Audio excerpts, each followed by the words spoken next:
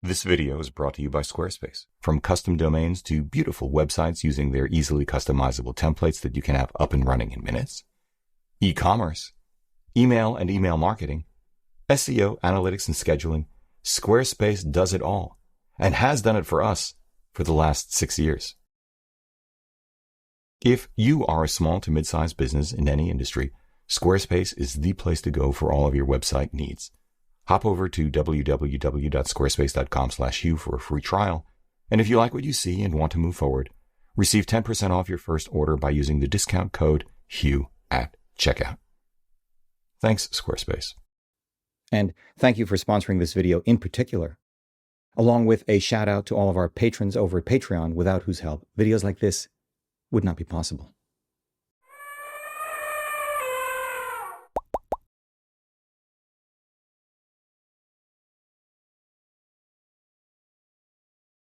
Hey everybody, I'm Hugh Brownstone for Three Blind Men and an Elephant, and welcome to another episode of Things That Are More Important Than the Gear. It's my privilege to introduce you to Alan Chin. Now, the internet can be a terrible thing, but it can also be an amazing thing. And I met Alan. I'm actually seeing him only for the first or second time virtually. We've never met in person. And in turn, I met him through someone who has become a dear friend, who once again I initially met through the internet. The reason why I want you to meet Alan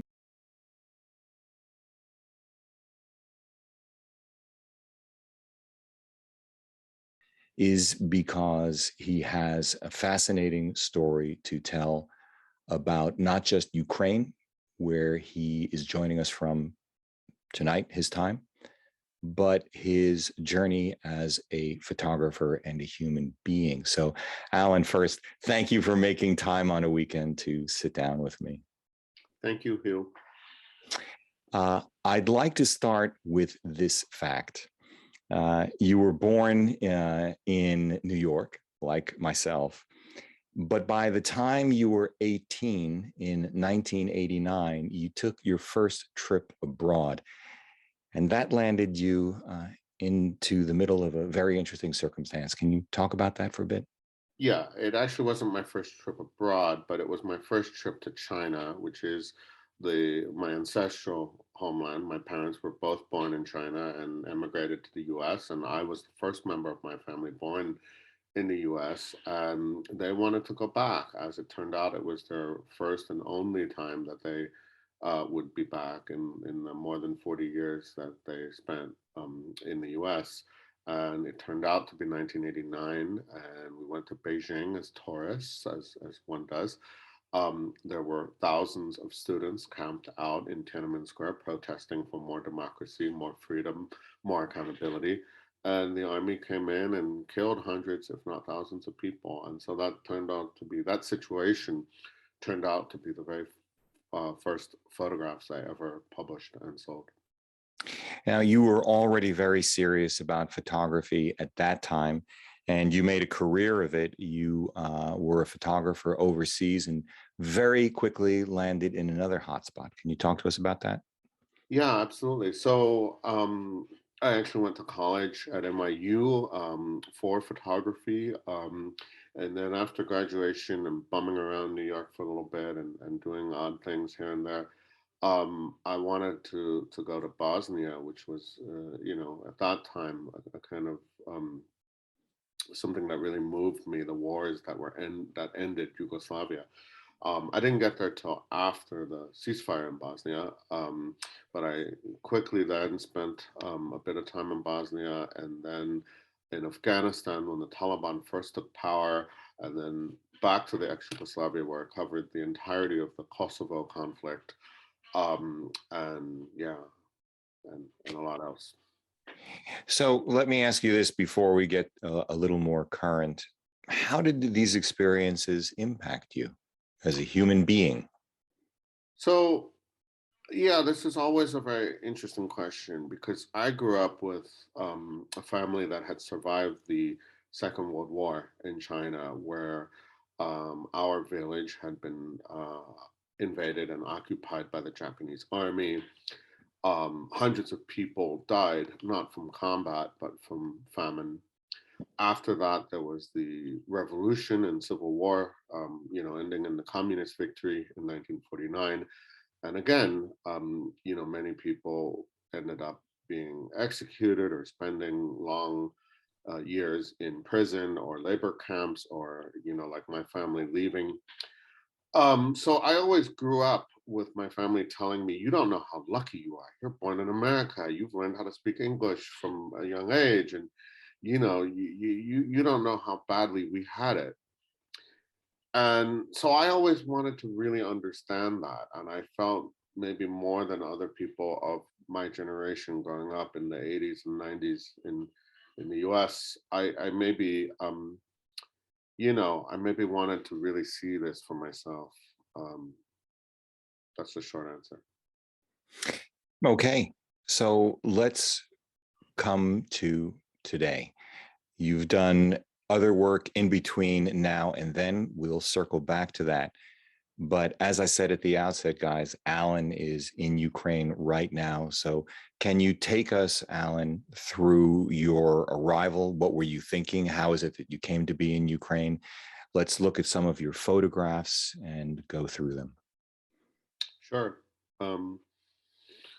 I actually got to Ukraine before the war started on the 9th of February, what seems now like a long time ago, because I had actually been in Lithuania. It was a trip that I had planned for months. I was going to be in Lithuania to be on press for a book of mine that's coming out called Infinity Goes Up on Trial. It's about America in the year 2020, where we had our share of conflict and crisis. And we picked a Lithuanian printing press. And so I knew I was going to be in Lithuania. And it was the first time indeed that I was abroad since before COVID. And I thought, while they're printing the book, after they print the book and I'm on press, I should have a little bit of a holiday, because I haven't, maybe I'll go to Germany and see some friends, or France and see some friends, or Ukraine and see some friends, because I'd been in Ukraine in 2014 and 2015. And by the time the trip actually happened and all the tensions were increasing, with Russia building up this huge army around Ukraine, and American intelligence reporting that they were getting ready, to invade, and this international crisis really reaching boiling point, I realized once I was done in Vilnius that, yeah, I was definitely going to come to Kiev. So I think it was like a $40 flight. and I flew, and I flew to Kiev, and of course, initially, when you talk to anyone here in those weeks before the war started, Ukrainians would say, "What do you mean? We've been at war. We've been at war this whole time since 2014, right?" And that's absolutely true. Thousands of people, soldiers mostly, but thousands of people have died in these exchanges of fire on what they call the contact line in the eastern areas of Donetsk and Luhansk. And so they were like, yeah, everyone's getting all worked up, but the truth is we've actually been dealing with this for 8 years, right? But of course, no one that I spoke to really thought in their heart that it would be this all-out invasion, right? They understood that maybe there would be more incidents, maybe there would be a limited attack in the east, and all that was something they had foreseen, but they did not think that Putin and Russia wouldn't try to invade the whole country and try to seize Kiev, the capital. So you arrived there just in time. Impeccable timing. Impeccable timing. Or from one perspective, sure. Right. So you were there. You weren't there on assignment. You were there serendipitously. I actually became on assignment very quickly for Insider, because even with the run up to what we were still hoping would just be a crisis that would blow over, this is interesting, right? What happens to a country in the middle of a crisis, even the threat of war, right? And especially when a lot of people on the ground, unlike people in Washington and London, were saying, no, there won't really be a war, right? Or it won't be more of a war than we already have. And so it was a very interesting few weeks to be here because the, life went on, right? No one was panicking. Ukrainians did not panic. There was no run on the banks. There was no long lines for gas or ATMs or anything. And I did this story in Kharkiv. Maybe, if we look at some of the pictures, um, you know, I went to the ballet, right? I visited factories. I went and met people in restaurants and bars. It was just, there was a tension and a anxiety, yes, but no more than that. So it was very interesting. It's fascinating, isn't it, that there can be a sudden tipping point where life goes to hell. So let's take a look at some of your photographs. I'm going to take a minute to share my screen. So bear with us, guys, while we pull this together. Well, I didn't expect to see this in Ukraine. What's happening here? And when was this? So that is actually a really special place in Kharkiv that I hope has survived. It is the Puppet Theater. And they have shows for both children and adults. The adult shows often are masked actors, so it's not quite puppets, but think of it, as non-normal acting, right? This young woman is making these paper mache masks, actually, for the adult actors. Each one is unique to each actor because they put the cast on each actor's face, and they were about to do a production of Bertolt Brecht's Mother Courage, right? But with everyone in masks and also with puppets and dolls. So that tells you a little bit about normal life, right? Kharkiv is a university city. And all the cities of Ukraine, all the big cities of Ukraine, Kharkiv, Kiev, Lviv, and Odessa, the four big cities, are all known, for having very strong culture and arts, music, theater, you name it. Let's talk about this one. That photograph is actually, this is 2 days before the war started, and I was actually in Luhansk, the contested area where we're talking about. And incidents were increasing. Like I was saying, there have been incidents throughout these last 8 years, but that last week before the war started, these incidents were ratcheting up. And so we came under shelling. I actually went to that area because there had been shelling that morning and there had been shelling a few days before. And, we wanted to just see, I went with a Ukrainian colleague, and we just wanted to see what was happening. And while we were there, they started shelling the village again. And so this is actually in a school building, and that's the principal of the school and one of the workers of the school, basically trying to take cover inside the school. So it was a little bit sketchy. And then basically after that experience, I'll be honest, I'm not a young person anymore. I don't particularly want to get shelled. I wasn't really mentally ready for it. And so I actually left Luhansk and I decided, even Kharkiv is only 25 miles from the Russian border. I thought, I should probably go back to Kiev. So I actually drove to Kiev the day before the war started, as it turned out. And I was feeling weird the whole time because I thought, well, if nothing happens, I'm just going to feel stupid later. But I had this really weird feeling this whole drive. It's about a 6-hour drive. And, I imagine what it must have been like to drive across Czechoslovakia in 1968, right? Before the Soviet Union invaded.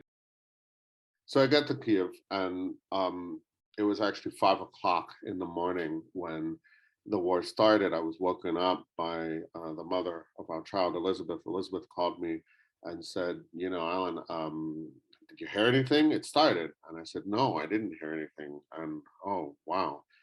And I'll be honest, I actually went back to sleep for about 20 minutes, and then I woke up again, and I took a shower, and I finally pulled myself together and decided to go out and see what was happening. I met up with some friends and colleagues, and we went to the central bus station, and they were actually closing the bus station down, and there was only one last bus that was packed, and you're looking at it, and it left, and as far as we know, no more buses left from that bus station, certainly not that day. And then, in my mind, I kept debating with myself, well, should I just stay in Kiev, and see what happens and cover things as they evolve? What should I do? But even late on the first day, and this just tells you how little information you have, even when you have a lot of information, which we were getting. We heard that the Russians were attacking Hostomel. There's an airport there, and it's only about 15 miles or kilometers from downtown Kiev, which is damn close. And if you look at the map, it's it's actually not that close to the Russian border. And I thought, my God, how did they get there so fast, right?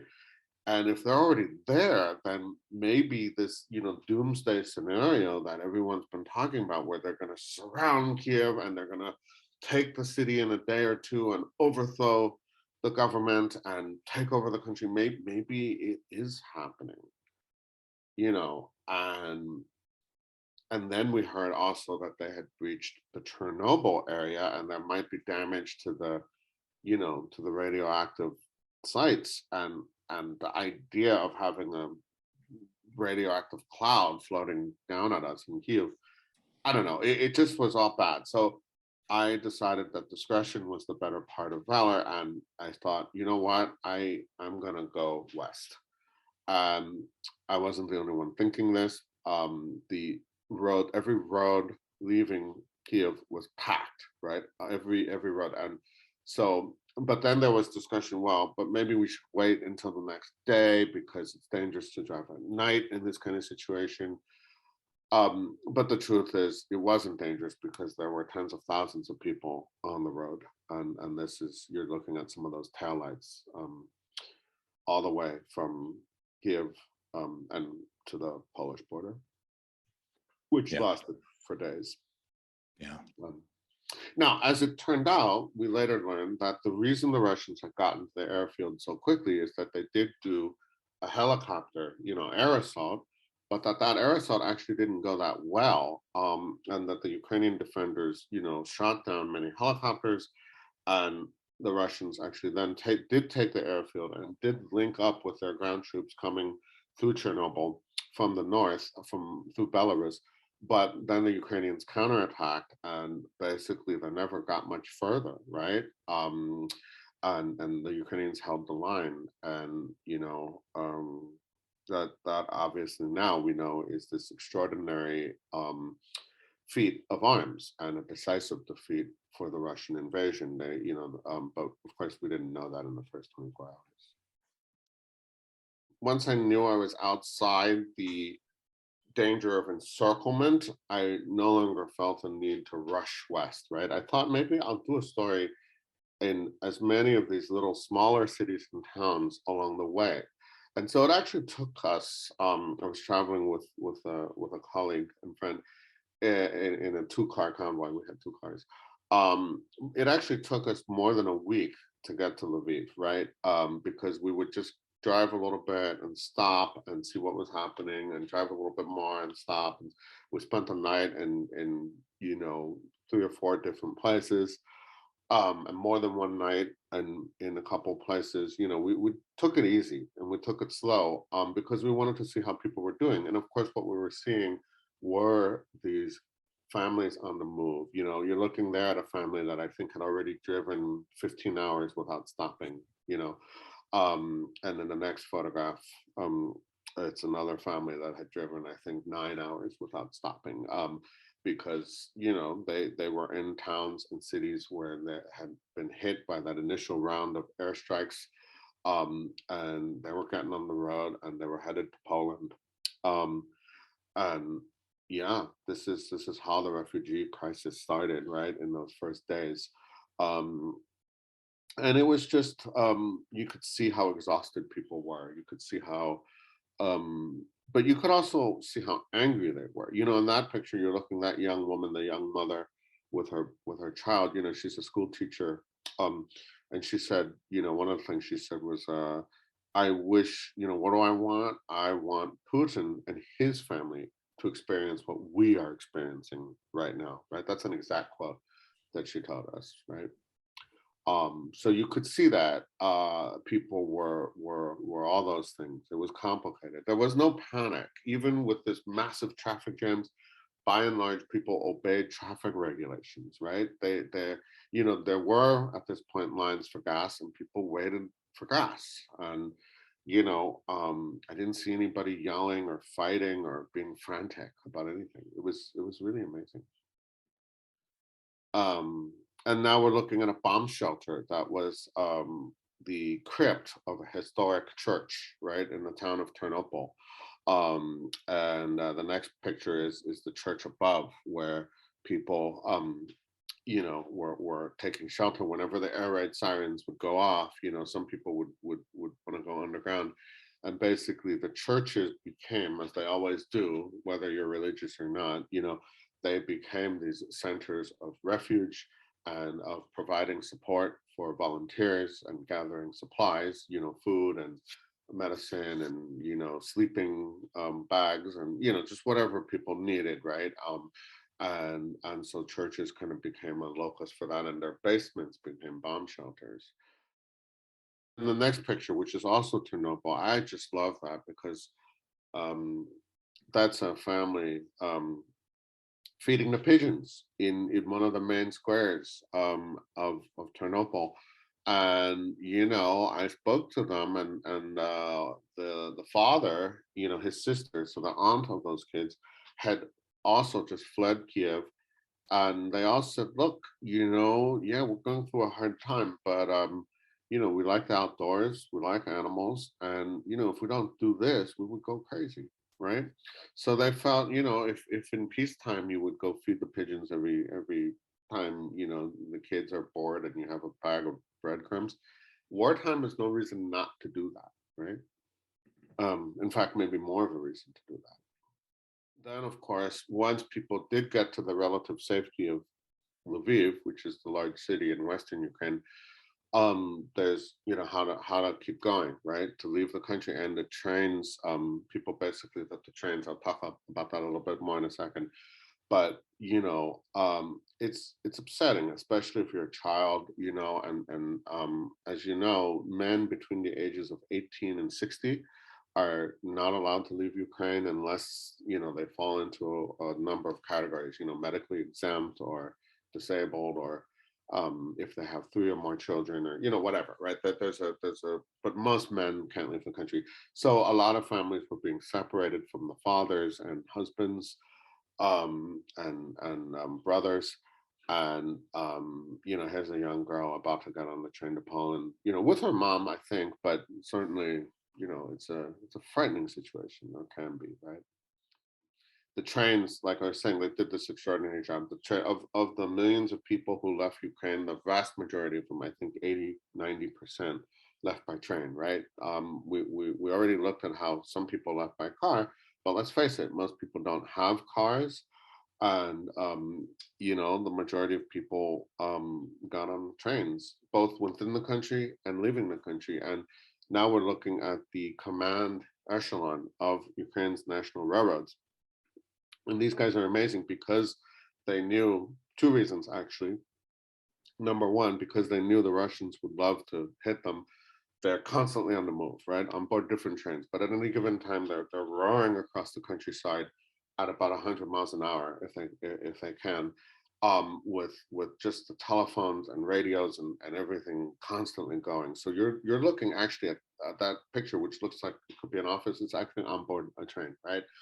And the second reason, of course, is they have over 230,000 workers in the railroad, and the leadership felt it was essential that if they expected their workers to keep these trains running, to get millions of people to safety, that they as the leadership had to be seen, right? They could not stay in a bunker. They had to travel from one location to another to meet their teams and their staff, and to let the workers know that, hey, we're here with you. We're not asking you to take any risk that we ourselves are not, at least symbolically, right? And so they felt that was very important too. And so because of that, and they continue to do this as we speak, they're probably roaring along, a stretch of track somewhere. Ukraine, depending on how you count it, has either the 6th or 7th largest railroad system in the world. And it has proved resilient, right? They've had areas damaged and workers killed, and we saw last week that horrible incident in Kramatorsk where Russians at the train station with a missile. Yes, and over 50 people were killed. But despite that, they've kept running, right? And they've not stopped since minute one of this war. And if you look at the next picture, you see one of the more interesting and moving moments I saw. So it's a small command team, right? And one of them, the guy, he, you can see him hugging his daughter there. His family was one of those families that drove hours, right? I think 20 hours to escape Kharkiv, which was coming under heavy attack. And they escaped Kharkiv, and they were able to meet him at a train station for about 10, 15 minutes. And then in the picture after that, so he said goodbye to them after the very brief meeting. I assume they kept going, to go somewhere safe. But in the next picture, after he said goodbye to them, he actually stood at the door of the train car as we pulled out of that station and sped up, and he stayed there. It seemed like a long time. He was waving to them, and then, once he couldn't see them anymore, he stopped waving. It was probably only like 20 seconds, but it felt like an eternity, right? Because you understood at that point, and okay, this is a privileged guy. He's in the top tier of leadership of the railroad. He's a career railroad man. Clearly he's not just some guy, who is going to be, whose village is getting burned down. But you could see that human cost, even for high levels of leadership, right? I saw the railroad guys again very recently. So the pictures you're looking at are the first week of the war. I saw them again recently, and one of them had seen his family for one day in what is now 3 months, almost 2.5 months, and another one had not seen his family at all, right? Wow. So the cost on these guys, even the ones in positions of power, is real. Not to obviously discount the much higher cost for people, whose family members have been killed or wounded. And then you see this, right? So the story is really, all these individuals being caught up in this, right? And how do I even say this? As a photographer, as a journalist, we have this incredibly privileged position, right? We get to see things. Here's a lady that is in a small village. She was born when the Germans invaded in 1941, and now she's an old lady, right? And she gets her pension every month in cash from the post office. They come, and unlike in the States where everyone complains about going postal, in Ukraine the postal worker will, if you're a senior citizen, the postal worker comes to your door every month with your pension payment in cash. Why? Because many Ukrainians, especially elderly ones, live in villages where there might not be banks, right? Where even if you have a bank account, it's not easy to access. And so they bring you your money to your door, and they restarted this 10 days after the war began. So for the first week and a half of the war, they couldn't do this. But obviously they knew it was their absolute first priority to get that money restarted, right? Especially for seniors, right? Because what else, right? And so I went around with a postal worker for a day as she was bringing senior citizens their money. It was so you have the trains, you have the post office. You see, I really wanted to look at some of how this infrastructure has been resilient. The cell phones are working, the internet is working, right? Right now I'm talking to you from Kiev. And the internet is working great, at least right now. It doesn't go out that often. The electricity is on, the water is running. And even in some of these recently liberated areas now that were occupied by the Russians, you see utility trucks already, not even 2 weeks after the fighting stopped in that area, they're stringing up the wires again, and so on, right? So again, I think it's really important for people who are not here to realize that this is absolutely a horrific war, and its cost of people killed, homes, destroyed, families separated. That's all absolutely real. But at the same time, it is a big country. It's the size roughly of Texas or France. It's in some ways, a very advanced country, even more advanced than many places in the West when it comes to things like connectivity. There's a burgeoning IT sector. Almost every young person you meet, you ask them what they do for a living, and they say, "Oh yeah, I'm doing IT, I'm coding, I'm doing," right? That's very common. And so a lot of what all that means, it has its own military industrial sector, complex.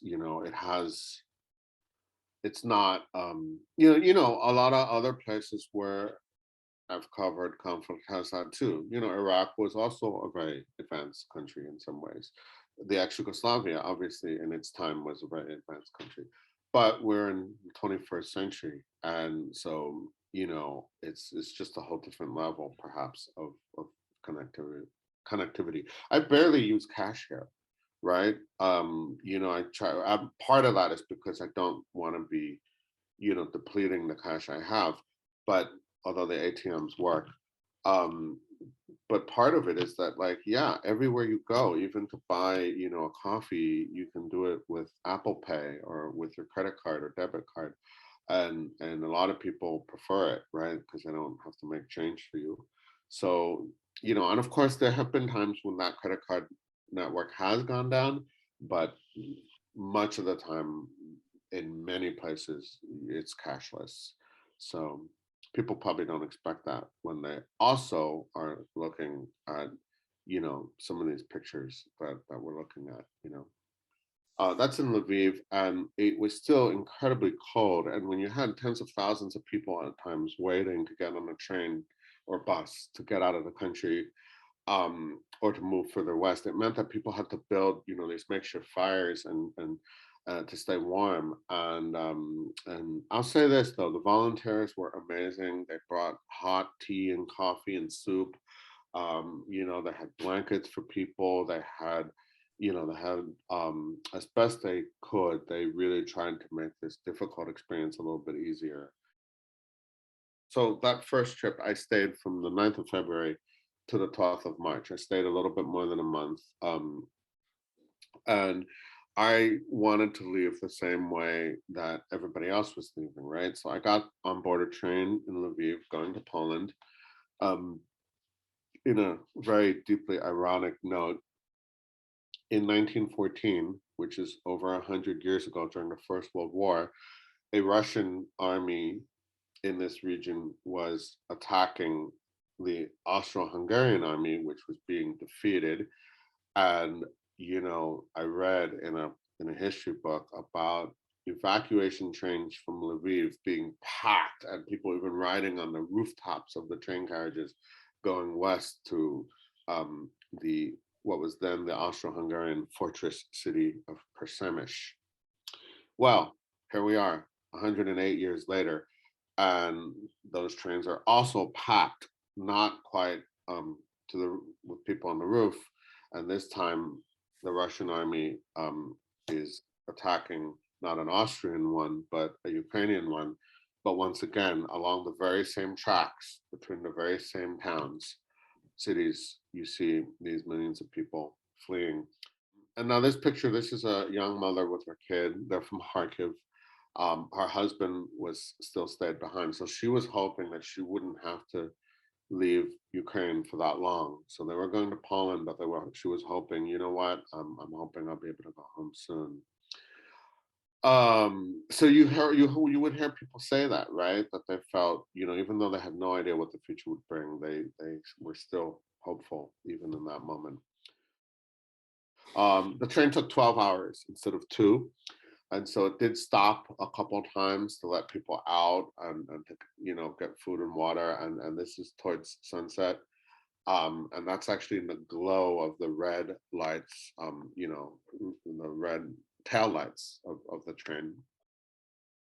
Next picture, yeah, that was people getting off the train. It was just this epic voyage.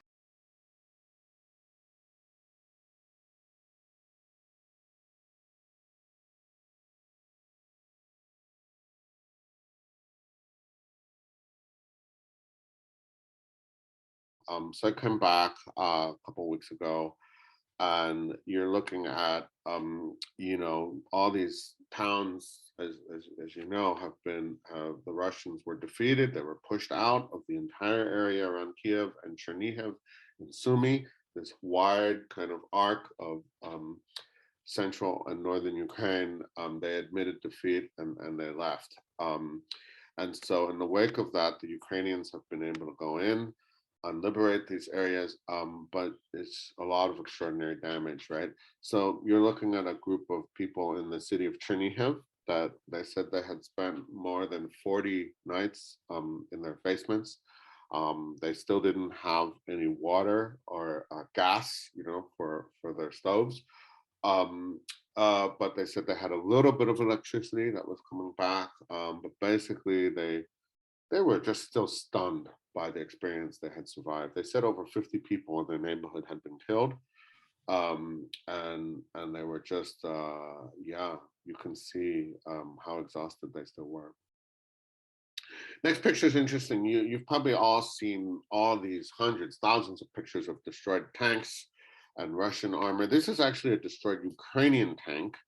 And you can see the man with a wheelbarrow. He lives next door. His entire house was also quite badly damaged. But he said that, and this is the town of Hostomel. This is actually the town where that airport was that was attacked on the very first day. And so he said that there had been a battle between the Ukrainians and Russians, and after a few hours, the battle had stopped for a moment, and the tank crew of this Ukrainian tank had actually gotten out of the tank for a break, but then a Russian air or artillery strike came in and hit the area, destroyed the tank, and killed 5 Ukrainian soldiers in the road nearby, and also damaged his house. But now that the Russians have left and pushed out, he and his wife were able to come back and start cleaning up. So, you hear these really interesting, in some cases, very upsetting stories from people, right? And then the next image is these dead horses. And this is so there are all these little roads, right? And remember when we saw those pictures of that 40-mile convoy of Russian tanks and armored vehicles, and how scary that was supposed to be. Well, actually, the Ukrainians tore it up, but it meant that all along these roads in this whole region, there was a lot of fighting, a lot of destruction, and death, also of animals. I have no idea how these horses were killed, but there they are. It takes me directly to World War I. And at the beginning of that war, when they thought that the cavalry was going to make a difference, wow. Yeah. No, I'm pretty sure this was not the cavalry, but yeah, I take your point, and indeed that's why actually I show this picture, because there is something to me a little bit epic about it, right? Even though in a way it's a very simple photograph, it's just showing something kind of awful. But maybe it's because it was very close to dusk, and that late afternoon, yeah, it kind of really moved me. Again, more destroyed tanks, and here I show this one because I want to show you how powerful the explosions were. Okay, you can see on the right that there's an armored vehicle, possibly the tank that the turret used to belong to, that flipped over completely, right? And so these remember, these things weigh dozens of tons. These are 30, 40, 50-ton vehicles, okay? Um, and what happens, okay, so they can either be hit by artillery, because the Ukrainians were using drones to guide their artillery, and some of the artillery actually uses guided rounds. And an artillery round is much bigger than these anti-tank missiles, right? So if it's hit by an artillery round or a barrage of artillery rounds, it's just going to blow everything up. Or it might have been hit indeed by a javelin or NLAW or Sturga or other kind of anti-tank missile. And what often happens, these tanks, is that if you hit it either way, even either artillery or a missile, if it penetrates, sometimes it can set off the tank's own ammunition inside, and then the whole thing blows up and the turret pops off. And there's a high likelihood that the crew would not survive that. Depending on how it's hit and how it blows up, sometimes you can survive, but more than half the time not. We do know that a lot of these tanks were actually abandoned by their crews when they ran out of gas, and so the Russian soldiers just ran away or surrendered in many cases. So of course I don't know those details, but we can see just the power of the physical destruction. Right? So that's why I'm showing this picture. I think it kind of really shows that. And then the next picture, of course, we're looking at how we have discovered, the Ukrainians have discovered all these dead bodies, many of them people seemingly executed by the Russian occupiers, with people with arms, their hands and arms tied behind their backs, people shot on this and left, their bodies left on the side of the road, but also people dying of natural causes because they had no access to food or water or medication. They were not allowed to leave their homes, or were afraid to leave their homes because they could see that people, some people were literally killed because they were caught between a rock and a hard place, right? They see that their neighbor left, the building maybe just to try to get food or water or medicine, and is shot dead literally on the road. So they might not want to leave, but then they might starve to death or almost, right? Or not have water, dehydration, and especially, if you're not in great health to begin with, or if you're elderly, we saw a lot of people die this way. They have found hundreds of bodies, and they're still finding them, right? And in this area, in these towns close to Kiev. And so we're looking at the morgue here in the town of Irpin, which has become, unfortunately, a well-known name now. And these are some of the morgue workers, right? And they're just trying to get the bodies back to the families. And it's you can see the families. We tried to. It was a little bit bad too, because there's a lot of media there, and most of us try to hang back a little and not be too intrusive, and so I tried to really not overdo it. But yeah, it's a deeply upsetting place.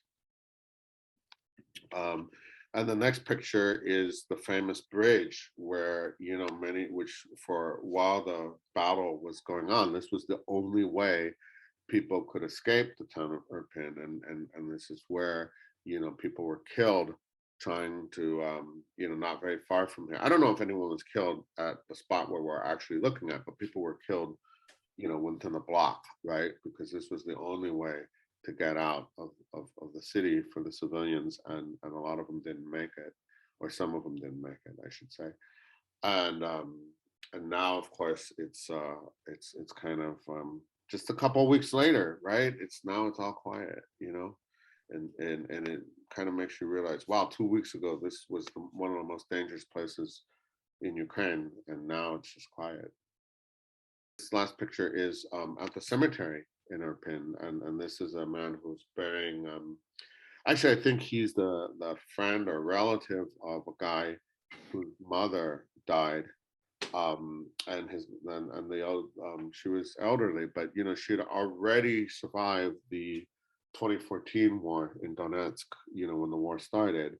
And so because of the war in the East, they had actually moved to Kiev and thinking this is going to be safer, or Irpin, suburb of Kiev, and thinking this will be safer. And unfortunately, the war caught up with them here. And so she died of natural causes, but, obviously exacerbated, right? She would probably be alive right now if her town had not been invaded and she had, like I was saying, lost access to medication and adequate food and water. And so her son, buried her in their backyard. He dug, and it's a nice house. There's a upper middle class suburb. And he dug a grave and built, just out of planks of wood, a makeshift coffin for her and buried her in his backyard. And only now, several weeks later, volunteers came and dug her up, and they put her in a proper coffin and, uncovered her with a piece of lace, which I think is traditional, depending on your faith tradition, right? And they took her to the cemetery and they buried her properly, which is obviously a very important thing to do.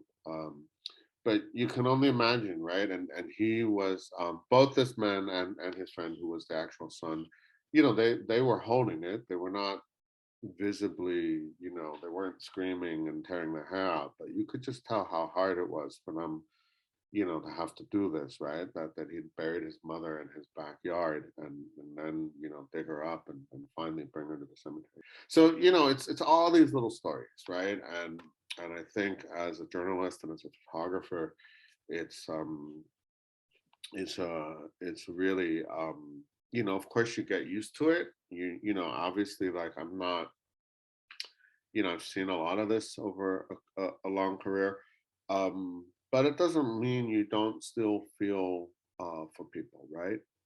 So anyway, that's a little bit of the war in Ukraine that as I've tried to cover at this past period.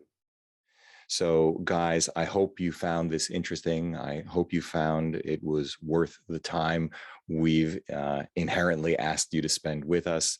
Alan, thank you again, whether it's buying from Ukrainian sole proprietorships on eBay, Etsy, or anyplace else, or donating to charities that are on the ground in Ukraine. And as always, I will put links in the description to a number of them that I've looked at.